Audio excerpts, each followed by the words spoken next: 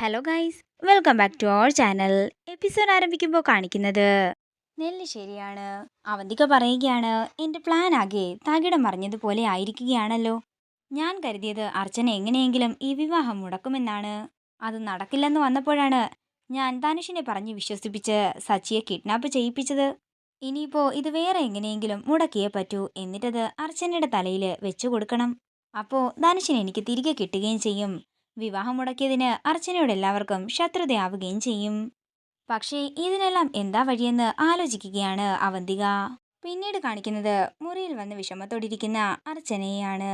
അതേസമയം അനഘ അർച്ചനയുടെ അടുത്തേക്ക് ചെന്ന് പറയുകയാണ്, എന്താണെങ്കിലും ഏട്ടത്തി അത്രയുമെങ്കിലും പറഞ്ഞത് നന്നായി. അതേസമയം സ്നേഹ അർച്ചനയുടെ മുറിയിലേക്ക് വരുമ്പോൾ അനഘ ചോദിക്കുകയാണ്, നീ ഇപ്പോൾ എന്തിനാ മുറിയിലേക്ക് വന്നത്? ഈ വിവാഹം മുടക്കരുതെന്ന് പറയാനാണോ? സച്ചിയേട്ടനും സന്ദീപും ഒന്നുമില്ലാതെ ഈ വിവാഹം നടത്തണോ എന്ന് നീ തന്നെ തീരുമാനിക്ക്. കൂടപ്പിറപ്പിനേക്കാൾ വലുതാണല്ലോ നിനക്ക് നിന്റെ വിവാഹം. അതുകൊണ്ട് നീ തന്നെ എന്താണെന്ന് വെച്ചാൽ തീരുമാനിക്കാൻ അനഘ പറയുന്നു. ഇത് കേൾക്കുന്ന സ്നേഹ പറയുകയാണ്, എനിക്ക് എൻ്റെ കൂടപ്പിറപ്പുകളോടുള്ള സ്നേഹമൊന്നും നിന്നെ ബോധിപ്പിക്കേണ്ട ഒരു കാര്യവുമില്ല. താഴെ പറഞ്ഞതെല്ലാം നീയും കേട്ടതല്ലേ. നീ തന്നെ നന്ദേട്ടനോട് പറയ്, ഒന്നെങ്കിൽ ഈ വിവാഹം നിർത്തിവെക്കാൻ, അല്ലെങ്കിൽ നിനക്കിപ്പോൾ വിവാഹത്തിനോട് താല്പര്യമില്ലെന്ന് നീ തന്നെ പറയാൻ അനഘ പറയുമ്പോൾ സ്നേഹയെന്ന് വിളിച്ചുകൊണ്ട് അങ്ങോട്ടേക്ക് നന്ദൻ വരികയാണ്. നീ ചെന്ന് ഉറങ്ങാൻ നോക്ക്, നാളെ രാവിലെ നേരത്തെ എഴുന്നേൽക്കേണ്ടതല്ലേ.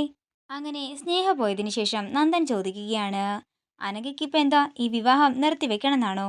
സച്ചി അവന്റെ കാറെടുത്ത് എവിടെയോ പോയിരിക്കുകയാണ്. നാളെ അവൻ തിരിച്ചു വരുമെന്ന് എനിക്ക് നല്ല ഉറപ്പുണ്ട്. അർച്ചനയോട് ഒരു കാര്യം പറയാൻ വേണ്ടിയാ ഞാൻ വന്നത്. നാളെ ഈ വിവാഹം നടന്നില്ലെങ്കിൽ ധനുഷിന്റെ വീട്ടുകാര് പിന്നീട് അത് നടത്താൻ സമ്മതിക്കില്ല. സച്ചിയുടെ കാര്യം അത്ര സീരിയസ് ആയിട്ട് എടുക്കേണ്ട ഒന്നല്ലെന്ന് നന്ദൻ പറയുമ്പോൾ ദേഷ്യത്തോടെ അർച്ചന പറയുകയാണ്, നന്ദേട്ടൻ സ്വയം ന്യായീകരിക്കാൻ ശ്രമിക്കണ്ട. സച്ചിയേട്ടന്റെ കാര്യം നിങ്ങൾക്കൊക്കെ നിസ്സാരമായിരിക്കും, എന്നാൽ എനിക്കതങ്ങനെയല്ല. നിങ്ങളൊക്കെ വിവാഹം നടത്തുകയോ നടത്താതിരിക്കുകയോ ചെയ്തോ, അതൊന്നും എന്നെ ബാധിക്കില്ല. എവിടെയായാലും ഞാൻ എൻ്റെ സച്ചിയേട്ടനെ കണ്ടുപിടിച്ച് തിരികെ കൊണ്ടുവരിക തന്നെ ചെയ്യും. അതിലെനിക്ക് ആരുടെയും സഹായം വേണ്ട.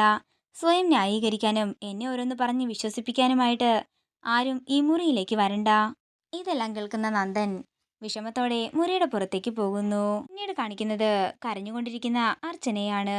അതേസമയം സന്ധ്യ അർച്ചനയുടെ ഫോണിലേക്ക് വിളിക്കുകയാണ്, അർച്ചനെ എന്നെ എങ്ങനെയെങ്കിലും രക്ഷിക്കണം. 2 ദിവസത്തേക്ക് എന്നെ ഇവരിവിടെ പൂട്ടിയിടുമെന്നാ ഇവർ പറഞ്ഞ് ഞാൻ കേട്ടത്. എന്നെ മനഃപൂർവ്വം വിളിച്ചു വരുത്തി ചതിച്ചതാണോ എന്ന് എനിക്ക് സംശയമുണ്ടെന്ന് സന്ധ്യ പറയുമ്പോൾ അർച്ചന പറയുകയാണ്, ഡോക്ടർ ഇവിടെയും ആകെ പ്രശ്നമാണ്. വൈകുന്നേരം മുതൽ സച്ചിയേട്ടൻ മിസ്സിംഗ് ആണ്. ഇത് കേൾക്കുന്ന സന്ധ്യ ഞെട്ടലോടെ നിൽക്കുകയാണ്. എനിക്ക് തോന്നുന്നത് ഇതൊക്കെ നേരത്തെ തന്നെ ആരൊക്കെയോ ചേർന്ന് പ്ലാൻ ചെയ്തതാണെന്നാ. എന്റെ സംശയം ഇതിന്റെ എല്ലാം പിന്നില് ധനുഷും അവന്തികയുമാണെന്നാണെന്ന് അർച്ചന പറയുമ്പോൾ എനിക്കും അങ്ങനെ തന്നെയാ തോന്നുന്നത്. കുറച്ചു മുമ്പ് ഇവരെന്റെ ഫോൺ പിടിച്ചു വെച്ചു. ഇപ്പോ എന്റെ ഫോൺ എനിക്ക് തിരികെ കൊണ്ട് തരികയും ചെയ്തു. അർച്ചന എന്താണെങ്കിലും പോലീസ് സ്റ്റേഷനിലേക്ക് പോകാൻ സന്ധ്യ പറയുമ്പോഴേക്കും ആ ഗുണ്ടകൾ വന്ന് സന്ധ്യയുടെ കയ്യിൽ നിന്നും ഫോൺ വാങ്ങിക്കൊണ്ട് പോവുകയാണ്.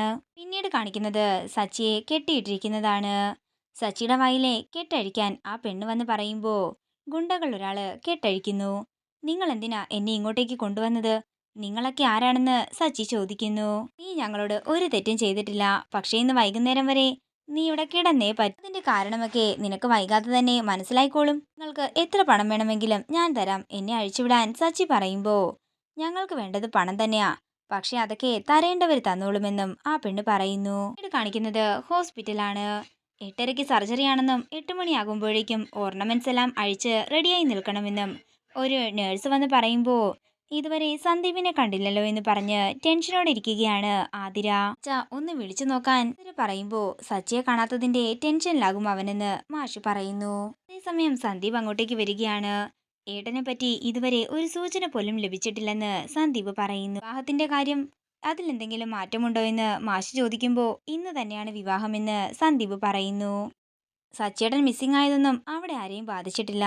വിവാഹത്തിന് മുമ്പ് സച്ചേട്ടൻ തിരിച്ചു വരുമെന്നാ അവിടെ എല്ലാവരും പറയുന്നത്. പിന്നീട് കാണിക്കുന്നത് അനൂപിനെയും മീരയുമാണ്.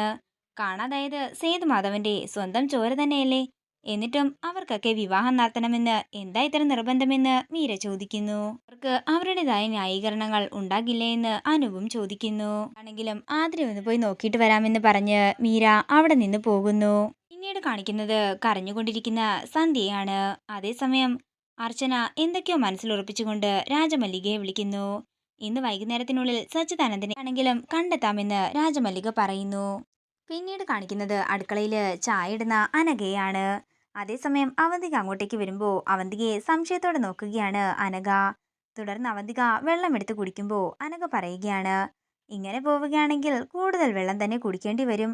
ഇത് കേൾക്കുന്ന അവന്തിക ഞെട്ടലോടെ അനഘയെ നോക്കുകയാണ്. ഇതോടുകൂടി ഇന്നത്തെ എപ്പിസോഡ് ഇവിടെ തീരുകയാണ്.